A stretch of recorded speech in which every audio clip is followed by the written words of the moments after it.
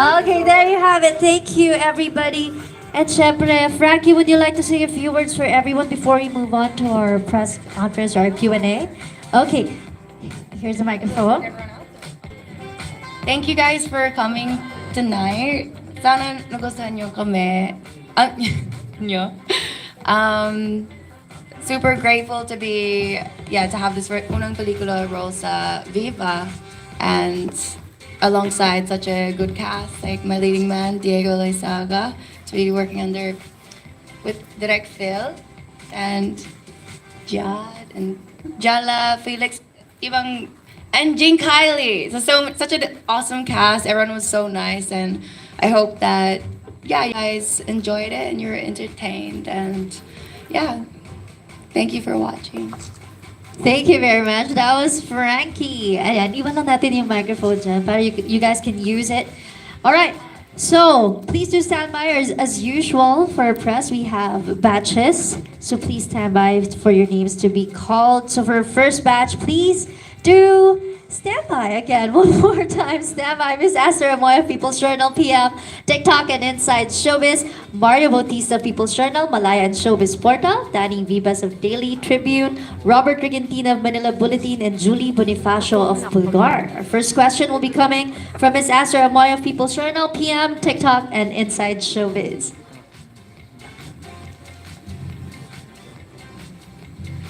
First of all, congratulations, Direct. You speak Tagalog? Hindi. Very little. Very little. How were you able to direct this project, considering that you're working with the Filipino cast? Yeah, so I write the film in English, and then we have it translated, and then I allow the actors to change the script a little bit, the dialogue, so it feels natural to them.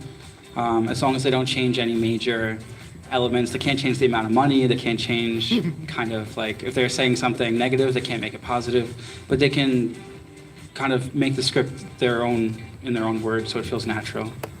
And then when we shoot, I have someone next to me that we have script supervisor, so we make sure they stick to their lines, and I just watch for the performance, for the emotions, and then I may just kind of leave the nitty-gritty of the exact wording to the script supervisor and the actors.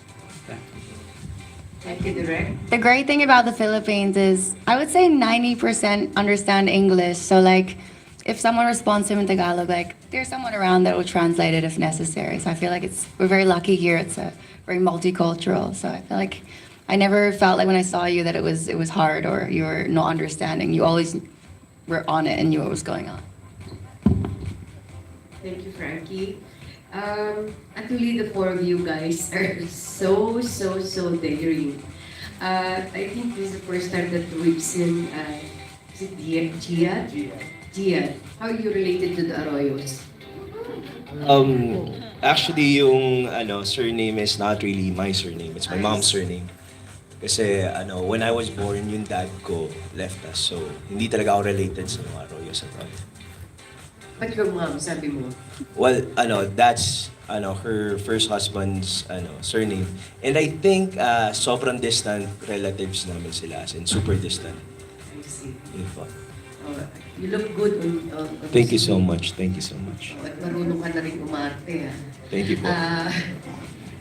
Actually, earlier, I was able to ask Diego at saka si Frankie, how was it like working for the very first time? And nakita naman natin na may chemistry na sa inyong dalawa. So after watching the movie, especially you, Frankie, how was the feeling like? I don't know if nostalgic is a good word, but because it was only shot 1 or 2 months ago, but I seeing it on especially a big screen, it iba yung ramdam eh. Like, parang I felt it eh. I felt like I'm like Miss Nakita Pepe. I really felt the emotion. So I would say nostalgic is a good word. So to reminisce or it felt real. And I hope that you guys felt that too. Diego, like parehong tanong. Tito, what's the question? Are you listening? Sabi ko, syempre, this is the very first time na nagkatrabaho kayo ni Frankie. So, anong pakiramdam, especially na nakita nyo for the very first time on big screen, yung ginawa nyo sa pelikula? Well, Tita, like I said earlier, it was definitely fun working with Frankie. She's different on the set in a working environment, and I really enjoyed watching how she unraveled and how she consumed the set with her liveliness. And watching it again on the big screen, it just gave me flashbacks of like being on the set with her, what she was afraid of, what she was comfortable with, and it was just pretty much just going through the behind the scenes again. But it was the way it came out, of course, because of the rec and everybody in the post-prod. It turned out really nice, so I liked it. Thank you. Sige, nakadalawang tanong na ako. Ito na. Thank you very much. That was Miss Esther of Moya, People's Journal, PM, TikTok, and Inside Showbiz. Our next question will be coming from Mario Bautista, People's Journal, Malaya, and Showbiz Portal. Congratulations, Jean, for the deglamorized role that you played. Buntis na buntis ang itsura mo. So, you are very convincing. Thank you po. And kay Frankie, you look so pretty on screen. But, yun nga, you speak Tagalog with an accent. So, Halata ba? Halata ba po? yes. Talaga na sobra. Sobra. Sana sobra. Pero, okay lang. Alam naman ng mga tao, you're not from here. So, I think that's forgivable. With the acting, I think you have to take more workshops to hone your craft. Siyempre, should always be working on any project should always be workshops to be better than your last project. So siyempre, pero I definitely noticed na speaking in a different language, siyempre hindi yung first language ko. Minsan it can be hard to understand what I'm saying and if it portrays and how I act. So I definitely tried my best, pero ako din napansin ko na parang mali yung reaction or di ko alam. Pero I tried my best naman. Hopefully, you will get better. Siyempre. You're under contract with Diva, right? So you have an upcoming project after this? Actually, I already shot yung second movie po. So, What's that? abangan. Laruan. Si Direk Yam Laruan. Oh. So, abangan. Sobrang iba. But, yeah. I'll always try my best. Siyempre, you will improve with each new movie. Thank you po.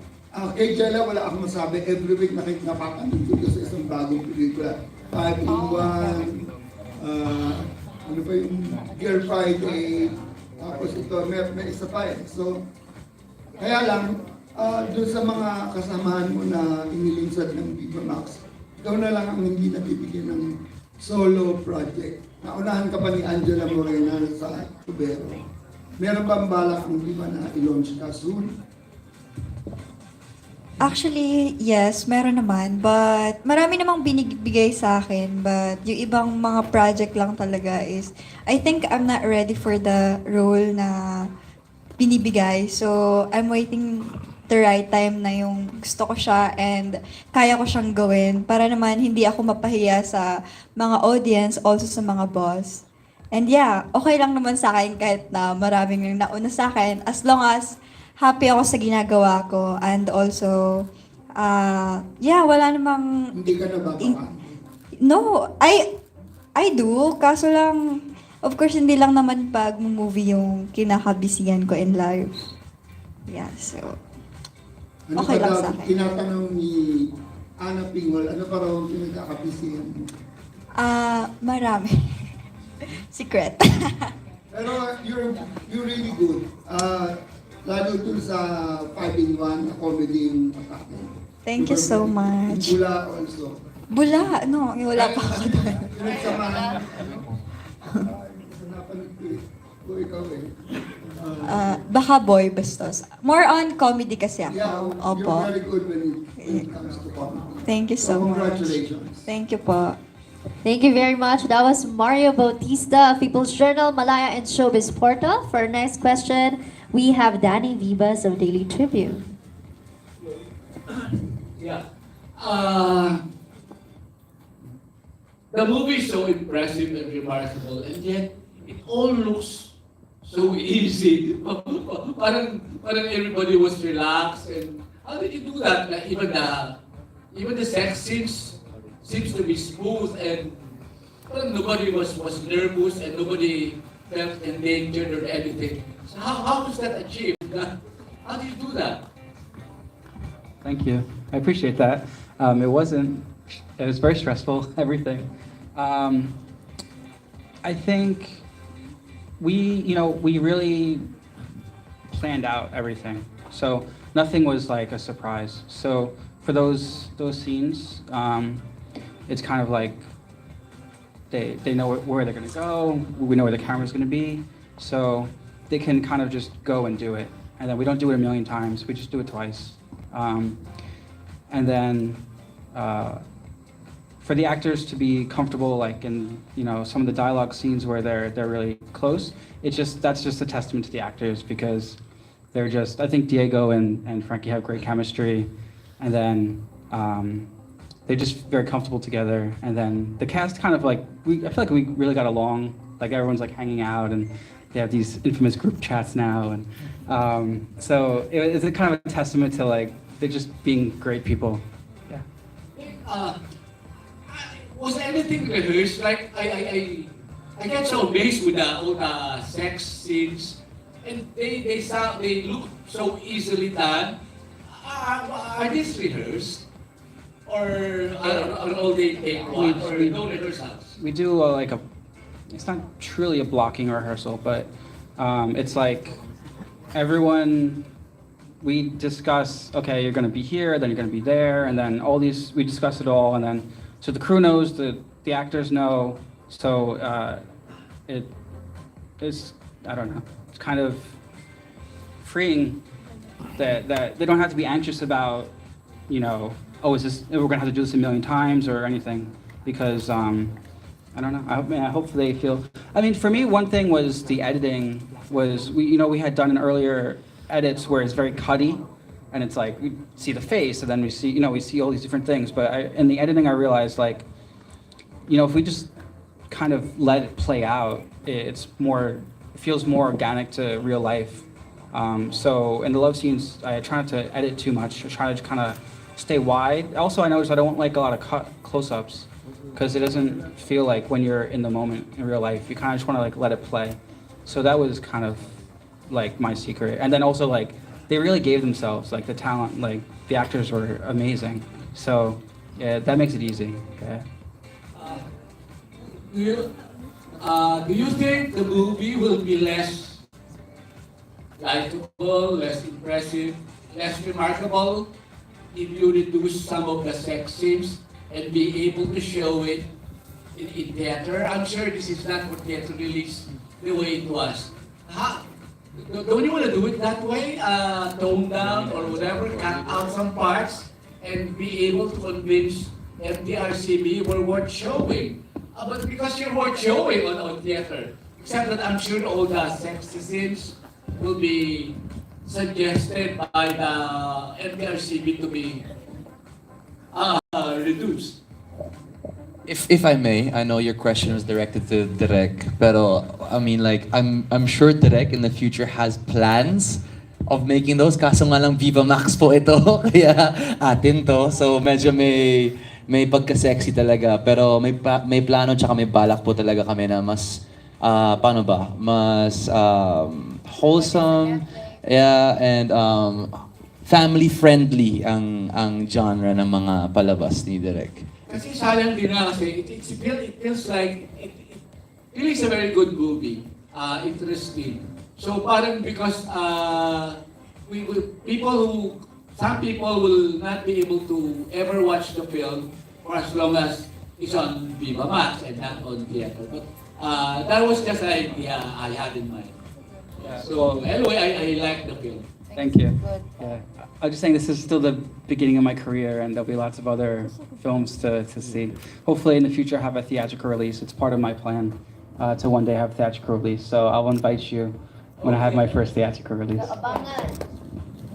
There you go. That was Danny Vivas of Daily Tribune. For our next question, we have Mr. Mario Dumawan of TV Patrol.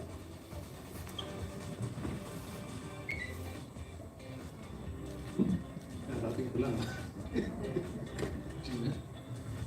Okay. The question is for the director. What do you think of the chemistry of Diego and Frankie? Were you able to work out their dynamics? I was really, really impressed by the chemistry that they have. Some of the scenes, Yes. it feels so real. Like it feels like they're in a relationship for real. And that isn't always the case. That isn't always the case. Okay. So I felt really lucky that they were so open and vulnerable. Okay, I like that word. Vulnerable. Frankie, what is the value of Diego to you? The value of Diego to me. What is your takeaway from this experience?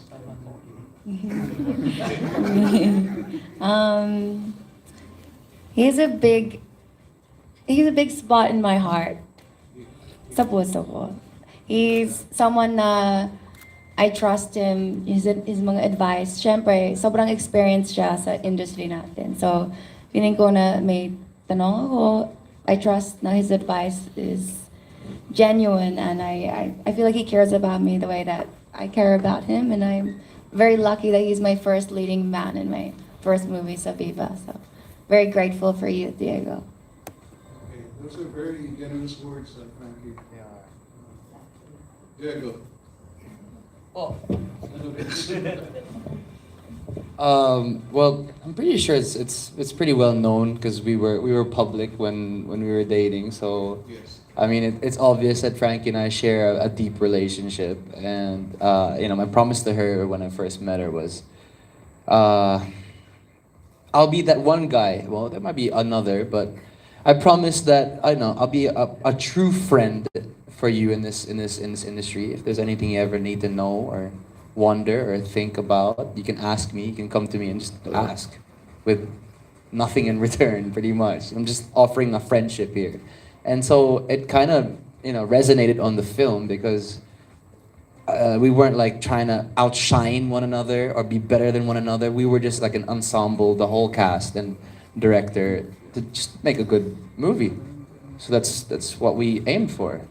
And so I guess our friendship was seen on the screen. And so that's why I guess it was so easy to click because we're that close to one another. Okay, Frankie, Diego, maybe know the status of your friendship, your relationship? We are just two people living life, working in this industry and working hard on ourselves, and I care about you, Diego. Mahal mo ba ako?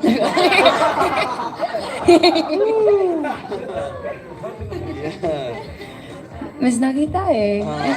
She's saying the lines. No, but when you watch it on a big screen, na syempre naramdam na we look good together. Joke lang. How's little TJ? How's TJ? How's our baby? Yung anak sa movie. No. Yeah, I think Frankie answered it already. Thank you. I like the way that unfolded. Trending na naman tayo. Let's go. Eksena lang yun. Thank you very much. That was Mr. Mario Dumawan of TV Patrol. Up next, we have Mr. Robert Trigentina of Manila Bulletin. First, I want to ask the cast, Jean kasama ka. What do you like most about your roles in this the film? Ano nagustuhan niyo sa role dito sa pelikula? Go, Jean. All the cast. Let's start with... Let's start with you. Okay, let's start with me. What I like about my role is being a pregnant woman because it's one of my dreams to become a mother. So parang yun na yung, ang hirap pala po. Ang hirap mo po, ang hirap pala. So, solid tayo sa mga parents, sa mga moms. Ayan, my mom, shout out to my mom doon. Ang hirap pala po maging pregnant. So, yun po. Kasi I dream of becoming a mother in the future. In the future pa. So, yun po yung pinakagusto ko. So, yan.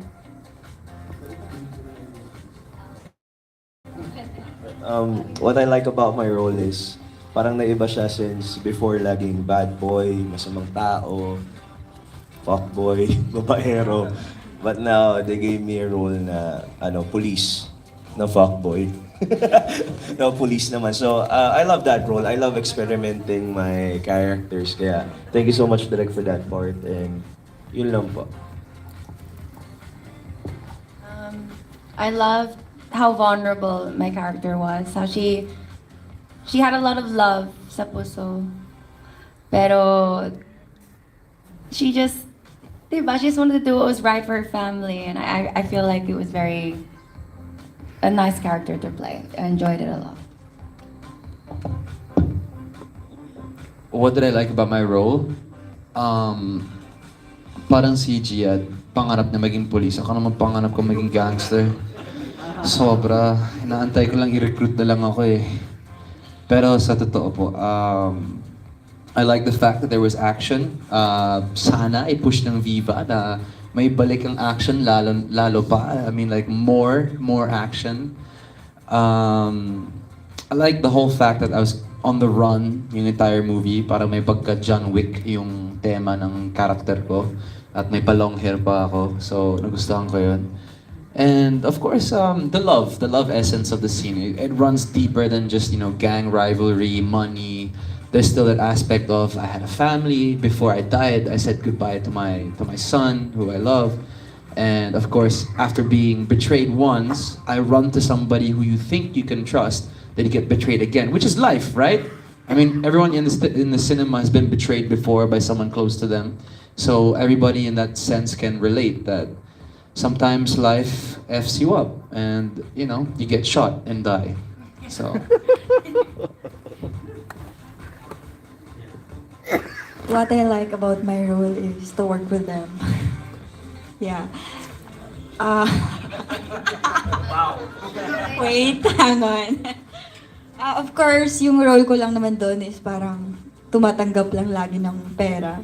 But in real life, it's not like that. It's so hard to earn money. Ako yung namimigay, yeah, that's true. And yeah, ang nagustuhan ko doon is to work with them, to work again with Derek. Yeah, thank you so much, Derek. And also Diego and Frankie. And Ate Jean again. And Gian, of course! And everyone, to my co-actors. Sobrang galing nila and sobrang saya nilang kasama. Sana magka-work ulit tayo. Ayun lang. Thank you. Actually, a shout out to the boys and the Yeah. girls who are also a part of this movie Yes. and aren't sitting here in front, because the question a while ago, they asked how come it looked so easy to do. It's because we all bonded talaga as a group. And it doesn't happen all the time sa mga set na mga pelikula. Pero sa set na to, it really did happen. And until now, we have our Pabuya Boys group chat. And yeah, we all get along. Kaya kami nagkasundo. Our lock-in felt like vacation. Me and Diego always say na because everyone offset, may bonding kami. It was just easy.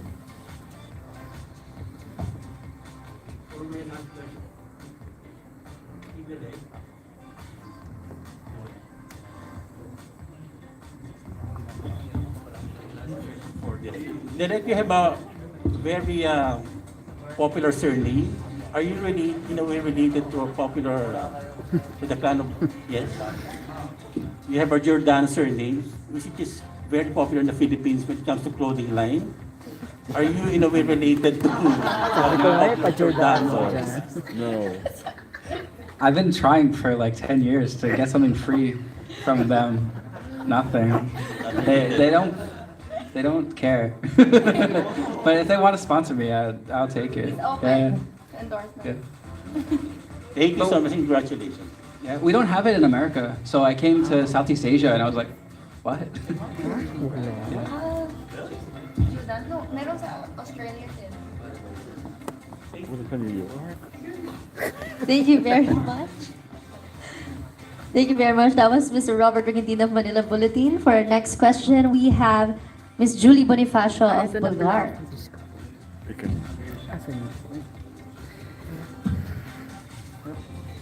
Hello, good evening everyone.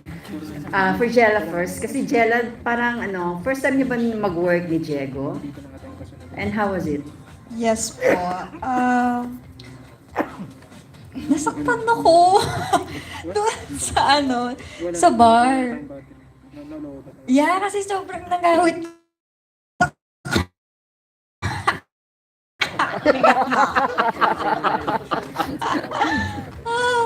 After nun, I was like, ang sakit ng likod ko. Working with him is amazing. Yeah. Noong una, kinakabahan ako kasi parang, oh my God. Di ba tapos lang nila nung Made in Malacanang? And nung first time tayo nag-usap, it's like, I think pagod ka na nun. And parang yung reaction mo is so fierce. And I was like, okay. Yeah, he's very professional pagdating sa trabaho. Thank you, Jella. And then kay Diego, parang ngayon, parang pinanood kita, parang ang laki-laki na ng confidence mo on screen, pati sa personal, ibang malayo ka na sa Diego before. Of course, tama naman dahil you're getting used to everyone. Tapos, Diego, kanina nabanggit mo, di ba, magpapakita ka ng na nakita namin. Did you prepare for it? Nagpakita ka ng bat? And hanggang saan ang limitation o hanggang bat na lang ba talaga? Charot! Maasa daw ako! Charot! Joke lang! Actually po, meron pa yun eh. Pero sa grace ni Direk, kinat niya yata. Meron talaga akong kitang-kita yung puwet ko eh. Maybe sa director's cut ng movie na to, maipapakita yun. Pero sa limitations, I think hanggang dito lang ako. Kasi I gave it because Direk, after his first movie, this is his second pa lang. He's still fairly new. Si Frankie, this is her first. And nung nasa set kami nung araw na yun, parang sabi ko, para maging komportable lahat, sige, mag-a-adjust na rin ako. I gave in to, sige, let's go. I mean, para lang maganda yung shot natin. And what I saw naman kanina, it was very tasteful. It was romantic with you. Where is he? That was you singing, right? It was Yuki singing. That's his song playing in the background in the second love scene. So it made everything so much more tasteful. It was so nice. It was really nice. So limitations, yeah, I think hanggang dun lang po. Okay. Thank you. Pero itong boldest, masasabi bang boldest role mo ito? Yes, this is. This is, yeah, I was literally wearing nothing. I was wearing nothing. May plaster. I mean, like, that's a given, guys, diba? That's a given. And kudos to everybody, every artist who wears plaster. Yeah, I don't know if it was the first time you did it.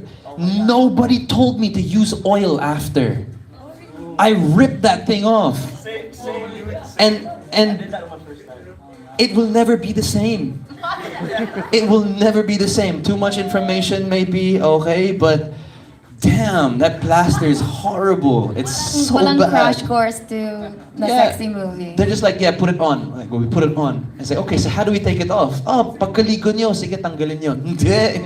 Hindi siya matatanggal. So, yeah, hanggang dun lang po. Oh, thanks, Diego, for the info. And last na lang, sabi mo kanina, di ba, the story about betrayal, ganyan. Have you been betrayed before? Thank you.